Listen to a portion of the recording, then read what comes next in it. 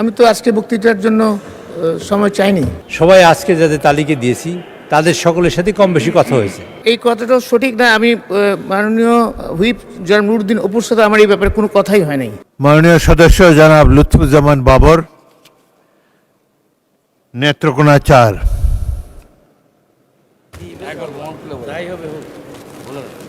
অনুপস্থিত।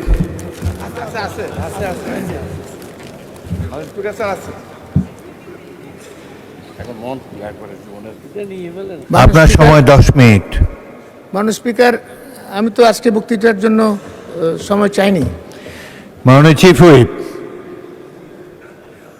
মাননীয় chief whip, এই যে তালিকা দেন,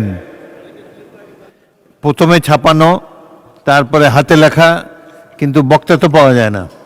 মাননীয় স্পিকার, আমাদের মাননীয় সদস্যবৃন্দ সবাই আজকে যাদের তালিকা দিয়েছি তাদের সকলের সাথে কম বেশি কথা হয়েছে এবং আমার মাননীয় হুইপবৃন্দ সবার সাথে কথা বলেছেন। কথা বলেই তালিকা দেওয়া হয়েছে এবং তারা সবাই ওয়েল অ্যাওয়ার। কিন্তু একটা সমস্যা হচ্ছে কি মাননীয় স্পিকার, আজকে মাননীয় প্রধানমন্ত্রীও সংসদে উপস্থিত নেই। মাননীয় প্রধানমন্ত্রী সংসদের প্রাণ অ্যাকচুয়ালি, উনি থাকলে সবাই তার বক্তব্য শোনাতে চায়। এই জন্য আমরা অনেক বক্তাই পাই না। তবে বাবর সাহেবের সাথে আমার মনে হয় মাননীয় হুইপ আমাদের নুরুদ্দিন সাহেব কথা বলেছেন, তারপর তার নামটা দেওয়া হয়েছে এবং কথা বলেই নামটা দিয়েছি।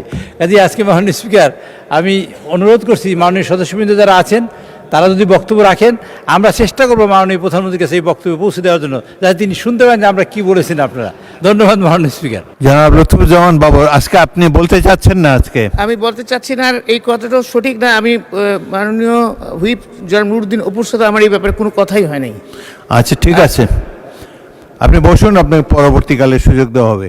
আরেকটি জিনিস, মাননীয় চিফ হুইপ, প্রথম সারিতে আমি মাত্র 3 জন মন্ত্রী দেখতে পাচ্ছি এবং অনেক সদস্য তাদের এলাকার কথা বলেন, এগুলো মন্ত্রীদের শোনা প্রয়োজন।